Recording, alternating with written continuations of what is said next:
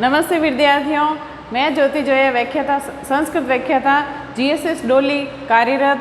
और आज हम कारक के बारे में अध्ययन करेंगे। कारक किसे कहते हैं? कारक है क्री धातु और णउल प्रत्यय, इससे हमारा ये शब्द बना है कारक। अब हम पढ़ेंगे कारक की परिभाषा। कारक संस्कृत में क्रियाजनकत्व कारकम, क्रियाजनकत्वम कारकम, इसका अर्थ है क्रिया को उत्पन्न करने वाले को कारक कहते हैं। क्रिया को उत्पन्न करने वाले को क्या कहते हैं बच्चों? कारक कहते हैं। संस्कृत में कारक अपने 6 होते हैं। संस्कृत में कितने होते हैं बच्चों? 6 अपने कारक होते हैं। कर्ता, कर्म, च, करणम, संप्रदानम तथैव, अपादान, अधिकरणम मित्याहु, कारकाणि षट्। यही बात श्लोक के रूप में है, वो सूत्र के रूप में समझाई गई है। इसमें इसका अर्थ अपन देखते हैं। इसका अर्थ क्या है? इसका अर्थ है कर्ता, कर्म, करण, संप्रदान, अपादान और अधिकरण।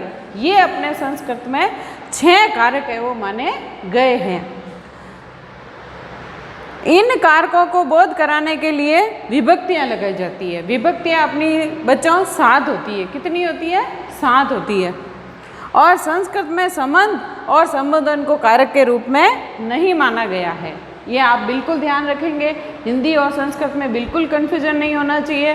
संस्कृत में अपने कारक 6 ही होते हैं और हिंदी में कारकों की संख्या 8 होती है। लेकिन अपने जो संस्कृत में है वो माना गया है कि संबंध और संबोधन को कारक के रूप में नहीं माना गया। लेकिन संबोधन है वो 8वीं विभक्ति के 7वीं विभक्ति के रूप में वो उपयोग में लिया जाता है।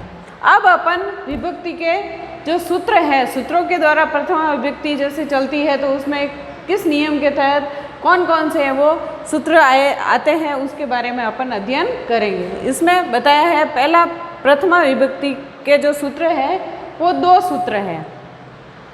पहला सूत्र है प्रातिपदिकार्थ लिंग परिमाण वचन मात्रे प्रथमा। पहला जो सूत्र है वो है प्रातिपदिकार्थ लिंग परिमाण वचन मात्रे प्रथमा।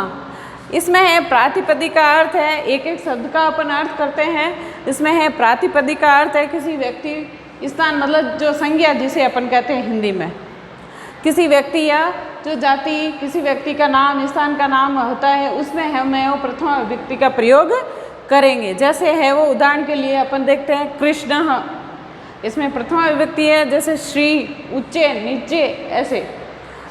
फिर लिया अपने लिंग।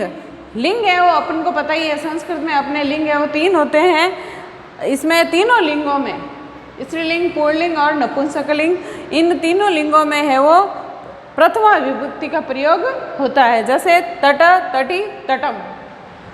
ऐसे ही आगे अपन देखते हैं परिमाण। परिमाण मतलब जो नाप तोल होता है, नाप तोल में भी है वो प्रथमा विभक्ति का प्रयोग होता है। जैसे द्रोण। द्रोण एक अपने मारवाड़ी में कहते हैं दिमानिया, जिसे अपन पुरानी समय में ये होता था उसे द्रोण कहते हैं। और द्रोण है वो एक मापक होता था।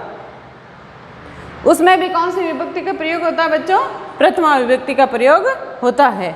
फिर है वचन। जो तीनों वचन हैं अपने संस्कृत में है वो वचन 3 है, एक वचन, बहुवचन और द्विवचन। अब इन तीनों ही लिंगों में है वो प्रथमा विभक्ति का प्रयोग होता है। ये तो हो गया अपना प्रथम सूत्र। अब है हमारा दूसरा सूत्र। दूसरा सूत्र ये संबोधन है।